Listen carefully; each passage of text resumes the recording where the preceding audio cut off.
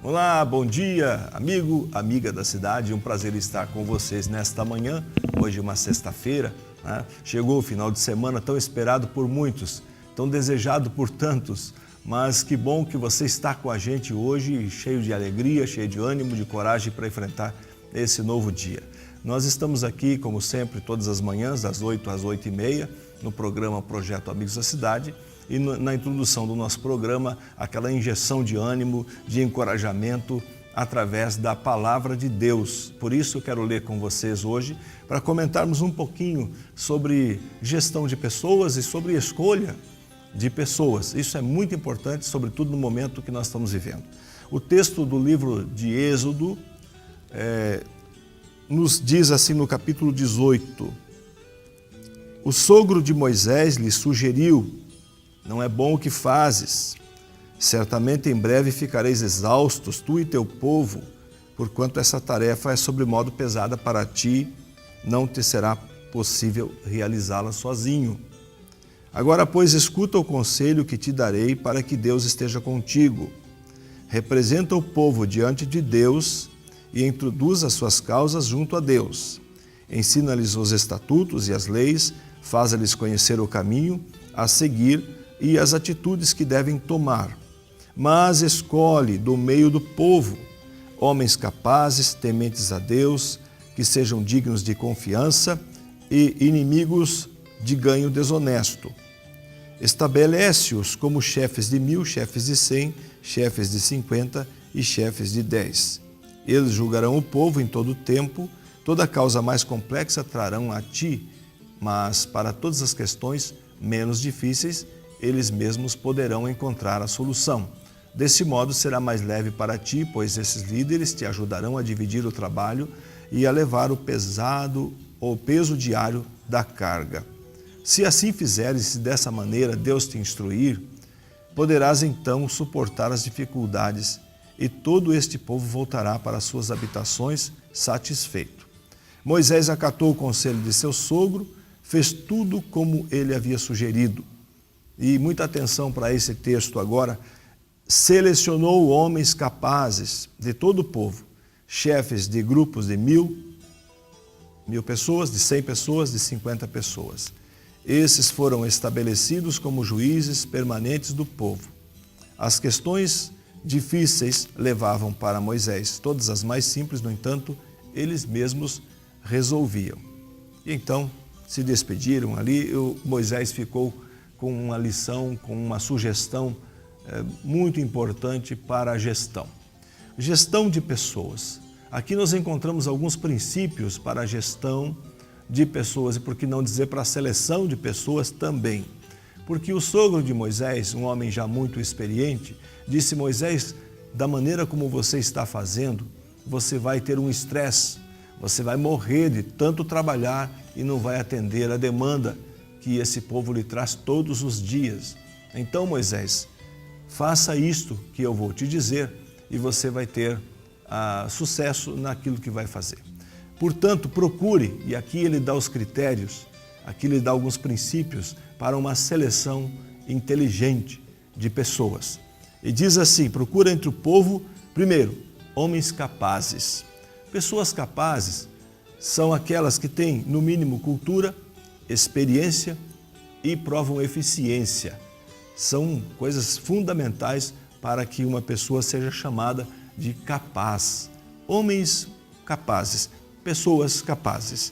Segunda coisa, que essas pessoas sejam tementes a Deus, porque aquele que teme a Deus obedece os seus mandamentos. E quem obedece os seus mandamentos ama a Deus sobre todas as coisas e ao próximo como a si mesmo. Portanto, vai ter um olhar para toda a comunidade. Terceira coisa, pessoas da verdade ou de verdade. Homens de verdade, pessoas de verdade. O texto fala de pessoas que sejam fiéis, que tenham franqueza, que sejam transparentes e que jamais usem da mentira, porque quem é da verdade não pode usar da mentira. E a outra coisa que nos chama a atenção é que esses homens devem aborrecer a avareza. Esses homens devem ser inimigos do ganho desonesto. Essas pessoas deverão ser pessoas que reprovam a avareza. O que é avareza? A avareza quer dizer desejo de receber gorjetas ou suborno para torcer o direito, para fazer a injustiça, né? Para atender de repente ao desejo de um em detrimento de outros. A palavra de Deus então traz para nós uma orientação muito importante, e eu diria, para esse momento que nós estamos vivendo. Porque é um momento de escolhas. Nós precisamos fazer escolhas hoje para que não seja pesado para o executivo, por exemplo, praticar as ações da sua função, não seja pesado para ele, sabendo que poderá contar com outras pessoas para lhe auxiliarem na administração. Esse princípio bíblico serve para todos os momentos da história da humanidade, sobretudo, como eu disse, para o momento que nós estamos vivendo. Então pense bem, é um tempo de escolha. Você precisa escolher pessoas que temam a Deus, pessoas que tenham experiência, pessoas que tenham uma vivência livre da avareza. Quer provar uma pessoa? Você quer experimentar alguém? Dê duas coisas para ela. Primeiro, o poder. Segundo, o dinheiro. Faça uma prova e você vai ver. Né? Nós somos o projeto Amigos da Cidade. Eu sou o pastor André. A nossa convidada já está aqui. Fique com a gente, daqui a pouco eu volto. Eu quero justificar aqui uma coisa importante. Ontem eu comuniquei, anunciei que nós estaríamos falando hoje sobre doação de órgãos, né? Mas eu me enganei com a agenda. Doação de órgãos é segunda-feira, tá bom? Hoje nós vamos voltar a falar sobre esse tema tão importante que são as eleições municipais que acontecem em todos os municípios do nosso país. E nós temos nesta manhã aqui a doutora Sueli Aparecida Bissi, chefe do cartório da Justiça Eleitoral de Campo Mourão. Prazer recebê-lo no nosso programa. Seja bem-vinda. Vamos discorrer sobre assuntos muito importantes nesta manhã. Bom dia, obrigada pelo convite. A Justiça Eleitoral agradece, é sempre um prazer estar aqui novamente, mas trazer informações importantes para o eleitor e para toda a comunidade. Doutora Sueli, o cartório de Justiça Eleitoral fica localizado onde exatamente? Fica na Avenida José Custódio de Oliveira, 2004, em frente ao Fórum Estadual. Quer dizer, naquele lugar em que nós fomos convidados a comparecer para fazer o cadastramento biométrico, seria isso? Isso mesmo, onde todos os eleitores de Campo Mourão, Farol, Lusiânia e Janiópolis compareceram até 31 de março e fizeram a revisão do eleitorado, coletando a biometria, isso mesmo. Como a senhora considera essa participação da população naquele momento, que parece até que foi ampliado o prazo? É sempre assim no Brasil, né? Marca uma data, olha, tem que prorrogar e tal. Na verdade, não houve ampliação de prazo, né? Não houve. É que a revisão do cadastro biométrico, que era com a convocação do eleitor para comparecimento do prazo de novembro a 31 de março desse ano, foi uma convocação nos seguintes termos: o eleitor que não comparecesse naquele momento até o final do prazo teria o seu título eleitoral cancelado, né? E realmente esses eleitores que não compareceram até 31 de março tiveram seus títulos cancelados. E como que eles fizeram aí para poder regularizar? Poderiam comparecer até maio, né, para poder regularizar a sua situação. E eles compareceram até o fechamento do cadastro eleitoral até 150 dias antes das eleições. O nosso cadastro eleitoral fica regularmente funcionando. Antes desse prazo, aliás, 150 dias antes da eleição, para fixação dos dados do eleitorado, o cadastro eleitoral fecha, né? E aí nós temos aí esse prazo para a Justiça Eleitoral adequar a quantidade de eleitores, inserir os dados nas urnas, né, trabalhar com o cadastro eleitoral já fechado. Então, não aumenta, isso pode ser que aconteça que diminua a quantidade de eleitores, mas nós não teremos, a partir de então, novos eleitores, né? E aí, nesse prazo de 31 de março, né, até o fechamento do cadastro, o eleitor tinha para regularizar. né? Então não houve assim uma extensão do prazo. O que aconteceu foi realmente aqueles eleitores que não compareceram fizeram, né? Aliás, tiveram seus títulos cancelados. Realmente sim. Nós ouvimos falar de cerca de 10 mil eleitores. Isso mesmo, nós tivemos uma... Na verdade, poderiam ser eleitores que já não estavam no município e que não transferiram para os municípios, né, para o seu novo domicílio eleitoral. Eles continuam com título aqui, mas às vezes morando em outro município, às vezes nem compareciam nas eleições para poder votar mesmo. Quer dizer que os candidatos não precisam ficar preocupados que tem menos 10 mil votos aqui, porque eles de fato não estariam aqui. De fato não estariam aqui. E aqueles que tiveram, né, que estavam aqui, compareceram oportunamente, confirmaram o seu endereço. A importância do recadastramento eleitoral é exatamente isso, você fixar a base, a quantidade de eleitores que realmente estão no município. Então, hoje nós temos um cadastro eleitoral depurado, ou seja, todos os nossos eleitores comprovaram que realmente residem ou moram ou têm interesse no município, porque o domicílio eleitoral ele é muito mais amplo do que simplesmente residir no município, né? Podemos muito bem morar aqui em Campo Mourão, ou em Farol, em Luziânia, ou em Janiópolis, ou até mesmo em Maringá, e ter interesse aqui no município, ter bens no município. Então, isso, tendo interesse do município, você pode ser, sim, eleitor do município.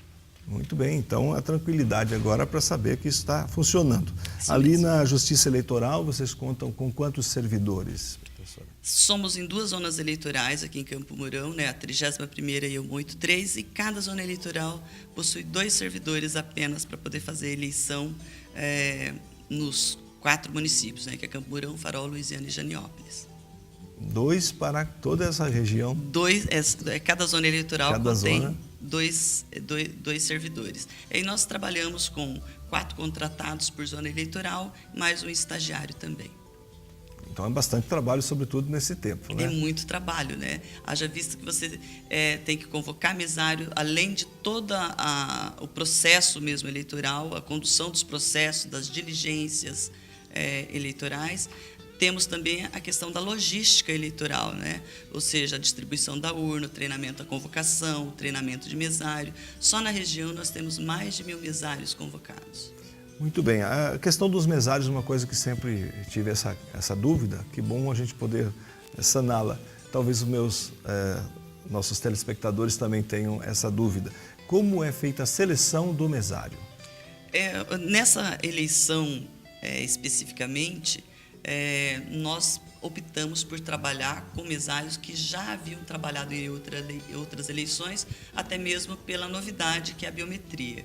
Então, aquele mesário que já tem uma experiência vai ter mais conforto para poder receber também mais segurança para poder receber o eleitor no dia da eleição. Então, essa é uma preocupação grande da Justiça Eleitoral. Então, nessa eleição especificamente, nós trabalhamos com mesários que já foram convocados, que já têm experiência e que trabalharam em outras eleições. Mas o critério, basicamente, é ser maior de 18 anos, né? Não fazer parte de comissão de partido político, de comissão provisória, de direção de partido político especificamente, saber ler, escrever, por exemplo, o maior de 70 anos, ele não é obrigado a ser mesário, ele pode ser facultativo, ou seja, ele pode ser voluntário, mas ele não está obrigado, né, a nem votar e muito menos a ser mesário. Então, nós temos aí, esses critérios, não ser também, até o 3º grau, parente do candidato. Né? Então, são esses São vários critérios, realmente, e isso demanda mais trabalho ainda nessa escolha. Né? Exatamente. Muito bem. E o perfil do nosso candidato da região, nós temos aqui 60 mil eleitores, Campo Mourão, aproximadamente? Isso, 60 mil eleitores. Okay. O perfil, né? Considerando os dados do IBGE, nós temos uma população que está envelhecendo, né? Ainda que não há obrigatoriedade de votar após os 70, mas eu tenho conversado com pessoas que dizem, eu voto ainda, eu quero participar, e pessoas com 80 e poucos anos, eles são cidadãos de fato, né? Mas também temos muitos jovens, A nossa cidade é uma cidade jovem.